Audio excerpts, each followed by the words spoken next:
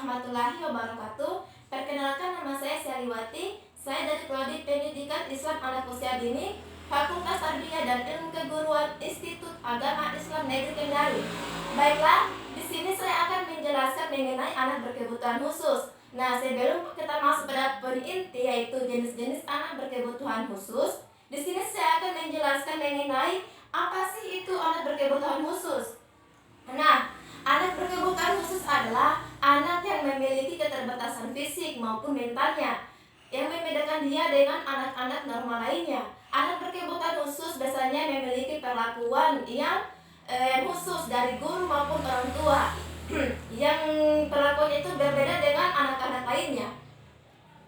Nah, di sini saya akan menjelaskan bahwa anak berkebutuhan khusus itu terbagi menjadi dua bagian. Yang pertama, anak berkebutuhan khusus secara permanen atau yang tidak dapat disembuhkan. Anak yang berkebutuhan khusus secara permanen biasanya adalah anak yang memiliki catatan fisik yang tidak dapat disembuhkan atau yang disebut secara permanen. Yang kedua, ABK temporer atau anak berkebutuhan khusus secara temporer, yaitu adalah anak yang pada umumnya memiliki fisik yang normal seperti anak-anak normal lainnya, tetapi dipengaruhi oleh keadaan, kondisi, situasi, lingkungan, budaya maupun sosialnya, sehingga anak tersebut memiliki keterbatasan. Keterbatasan itu maksudnya yang tidak permanen atau yang disebabkan oleh lingkungan, bukan bawaan sejak lahir. Nah, di sini saya akan menjelaskan jenis-jenis anak berkebutuhan khusus. Di sini saya akan menjelaskan secara 7 jenis-jenis anak berkebutuhan khusus. Yang pertama adalah anak tunanetra. Apakah itu anak tunanetra? Nah, kata tuna dalam kamus besar bahasa Indonesia berarti tuna artinya rusak atau cacat, sedangkan netra yang artinya rusak atau yang artinya adalah mata atau penglihatan. Nah, jika dikaitkan keduanya, berarti tunanetra adalah anak yang memiliki kecacatan atau gangguan pada penglihatannya. Tetapi anak tunanetra berbeda dengan anak normal tetapi anak tunanetra memiliki perbedaan dengan anak yang buta total. Kalau anak yang buta total berarti buta tidak bisa melihat lagi. Sedangkan kalau anak yang tunanetra hanya masalah penglihatannya tetapi bisa disembuhkan. Nah, apa sih faktor penyebab anak tunanetra? Faktor penyebab anak tunanetra adalah pada saat kandungan. Keadaan ini terjadi dengan faktor penyebab utama, yaitu faktor keturunan atau faktor genetik. Misalnya terjadi perkawinan antar keluarga, atau perkawinan dekat dengan saudara, perkawinan antar sama-sama tunanetra. Nah, itu pemicu utama terjadinya ketunanetraan. Jadi untuk cara menghindarinya adalah tidak boleh menikah sesama saudara, keluarga, ataupun menikah sesama tunanetra, karena itu pemicu faktor utama yang bisa menyebabkan ketunanetraan. Nah, yang kedua, di sini saya akan menjelaskan tentang anak berkebutuhan khusus secara tunarungu. Apa itu tunarungu? Anak berkebutuhan khusus secara tunarungu adalah anak yang mempunyai kesulitan atau gangguan pada indera pendengaran. Nah, baik permanen maupun tidak permanen. Hal itu dapat menyebabkan anak berkebutuhan khusus tunarungu mengalami kesulitan dalam berkomunikasi atau berbicara, baik dalam lingkungan maupun dalam masyarakat ataupun sosial lainnya. Nah, apa sih penyebabnya? Yuk kita simak bersama. Faktor-faktor dari faktor sebelum anak dilahirkan. Yang pertama adalah faktor-faktor sebelum anak dilahirkan atau prenatal. Di sini terdapat beberapa bagian. Yang pertama adalah faktor keturunan cacar air, yang kedua campak atau rubella, yang ketiga keracunan darah atau taksomia, yang keempat penggunaan pikinia atau obat-obat dalam jumlah yang besar saat dalam proses kandungan, yang kedua kekurangan oksigen atau anoksia, yang terakhir adalah kelainan organ pendengaran sejak lahir, berarti bawaan dia sejak lahir. Nah, faktor keduanya adalah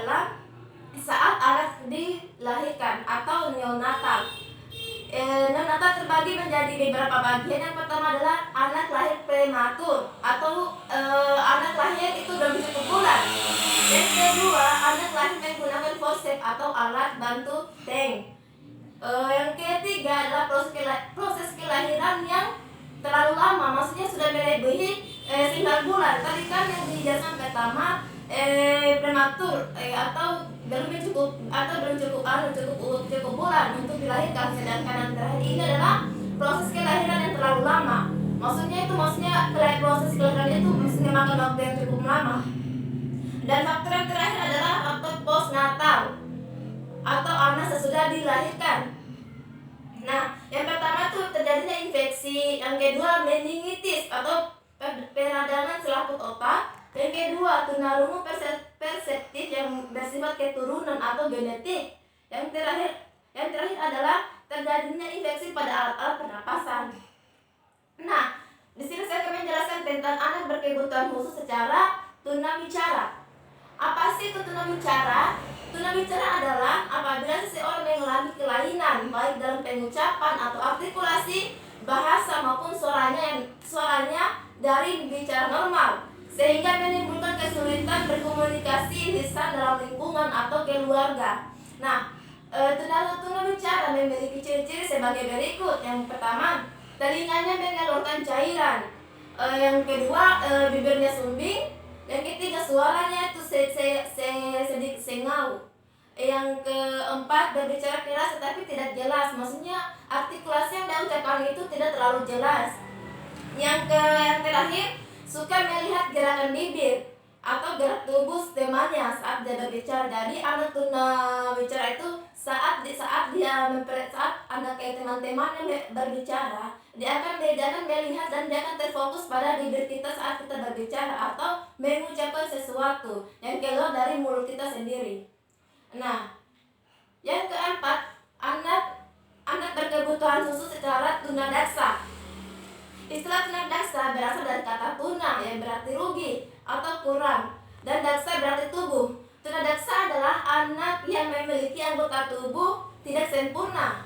Sedangkan istilah cacat tubuh dan cacat tidak fisik dimaksudkan untuk menyebutkan anak cacat pada anggota tubuh, bukan cacat inderanya atau pendengarannya. Nah, ciri-ciri anak tunadaksa ringan.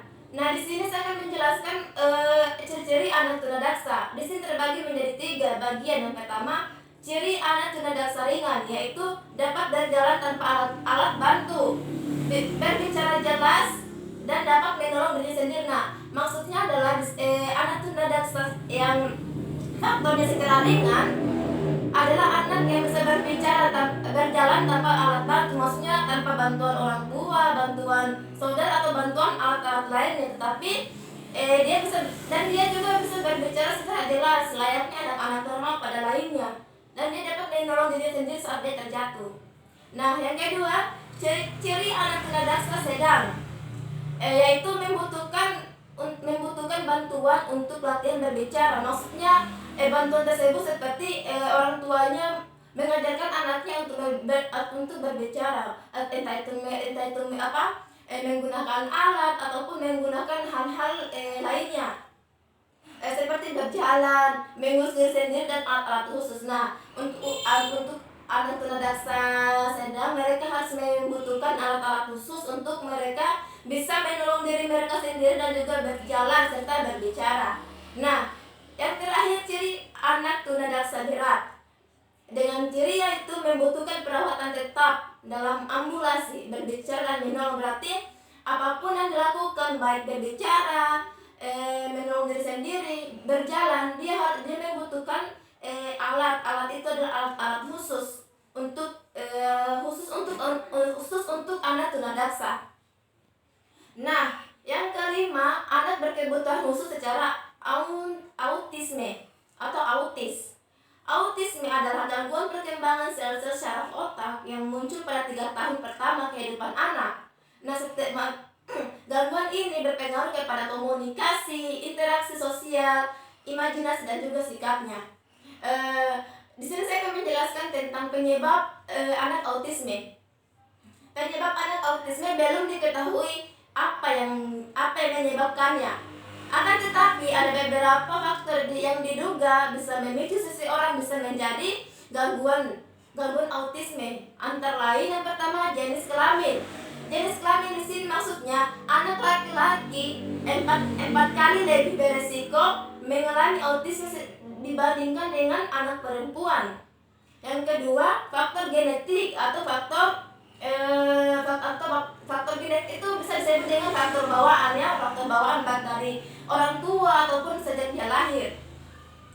Faktor genetik di sini sekitar 2-18% orang tua dari anak penderita autisme berisiko memiliki anak kedua dengan gangguan yang sama. Berarti kalau anak pertamanya mengalami autisme atau autis, berarti otomatis anak keduanya juga berisiko besar akan terjadi anak yang sama pula dengan anak yang pertama, itu sama-sama anak autisme atau autis.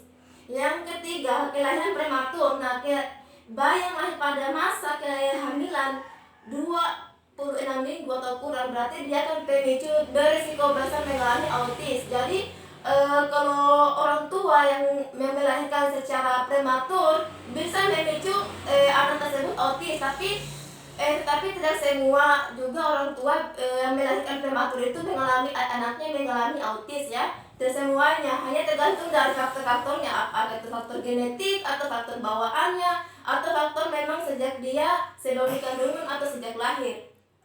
Yang terakhir itu karena faktor penyebabnya karena anak tersebut terlahir kembar. Nah, anak terlahir kembar biasanya kan memiliki faktor yang sama. Kalau anak kembar biasanya kan pemicu utamanya itu memang dia sama-sama mesti memiliki kemiripan ya. Anak kembar itu memiliki kemiripan.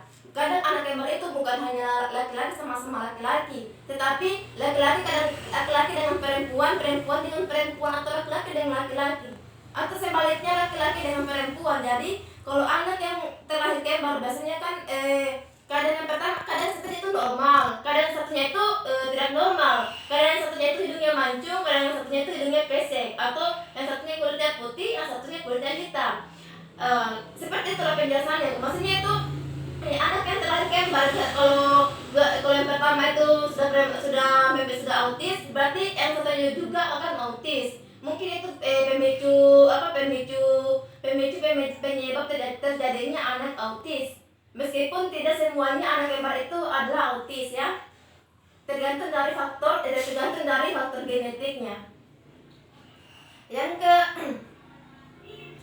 keenam, faktor kelekatan atau attachment merupakan suatu ikatan emosional yang kuat yang dikembangkan anak melalui interaksinya dengan orang yang mempunyai arti khusus dalam kehidupan, biasanya orang tua.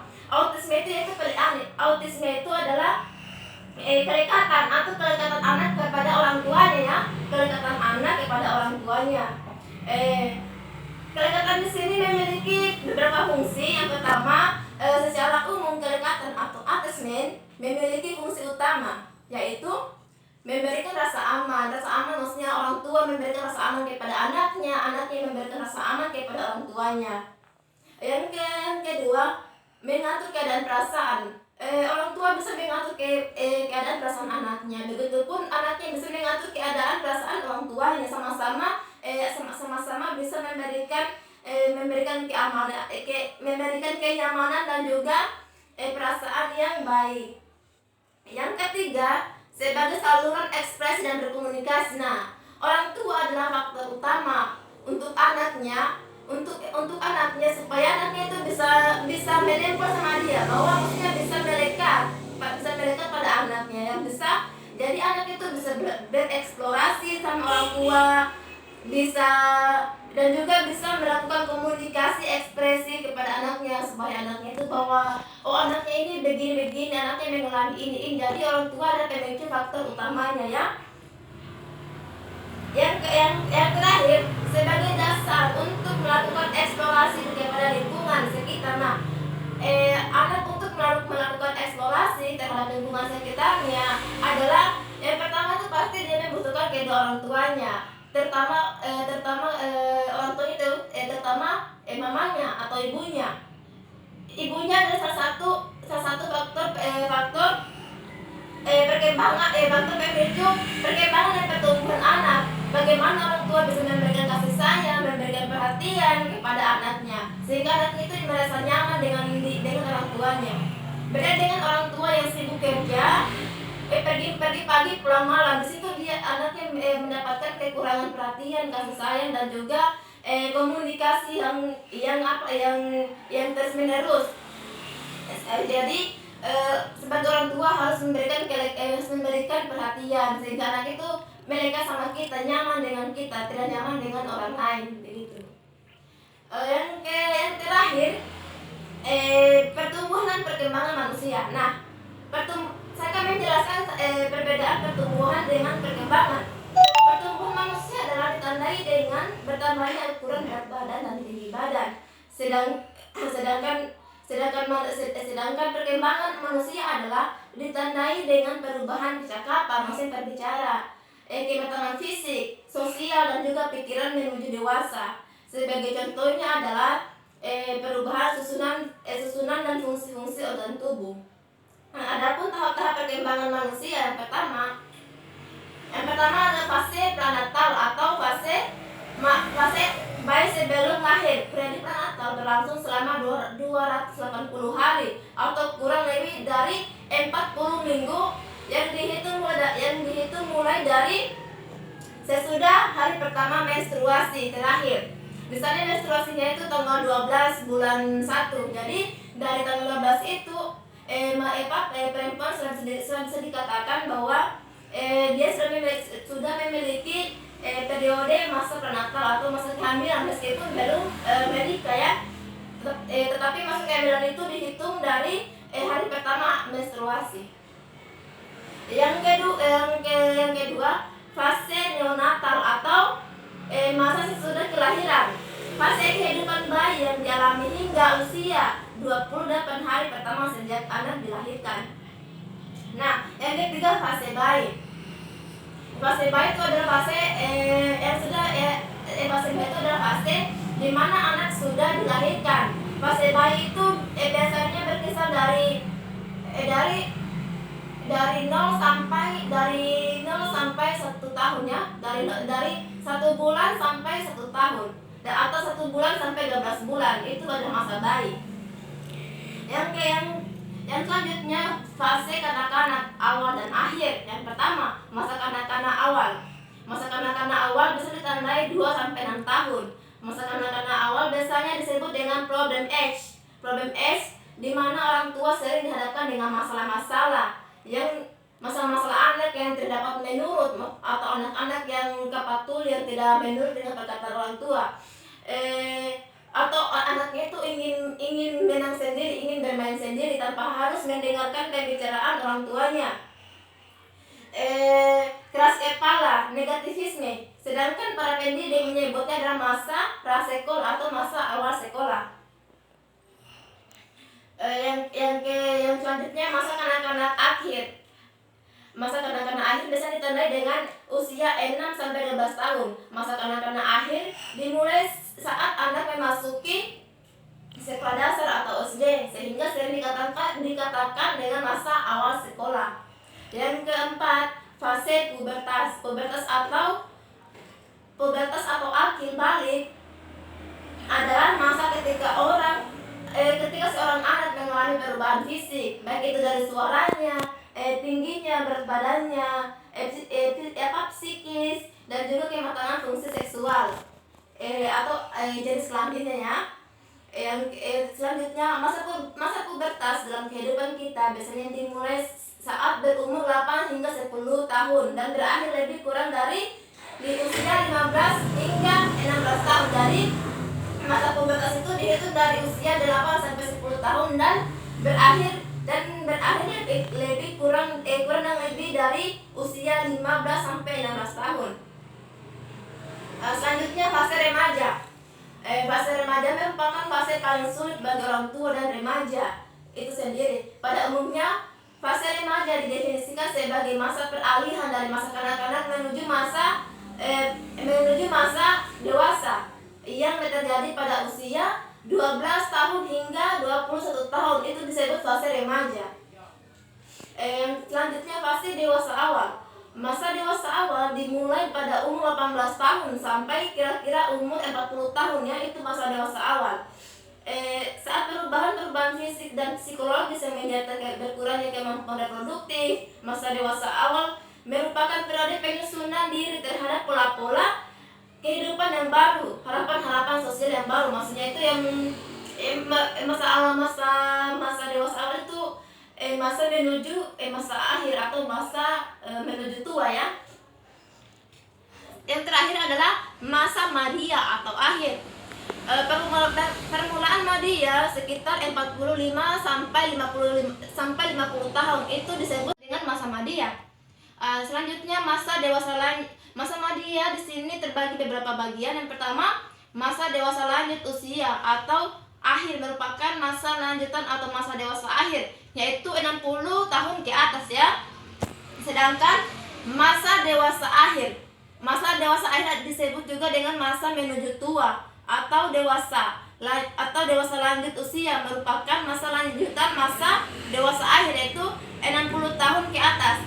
Saat individu memasuki dewasa akhir, mulai terlihat gejala penurunan fisik, psikologis, perkembangan intelektual, lambatnya gerakan motorik, maksudnya gerakannya seperti misalnya berjalan, seperti orang tua yang berjalan, dia mesti berjalan itu dia akan lambat dengan usia-usia yang sebelumnya, yaitu pencarian makan hidup selanjutnya. Jadi kalau sudah masa tua itu mereka tidak akan memikirkan apa-apa, mereka hanya memikirkan tentang bagaimana mereka bisa bertahan hidup, bagaimana mereka bisa melanjutkan kehidupannya nanti sampai disebut dengan masa akhir kematian ya itu.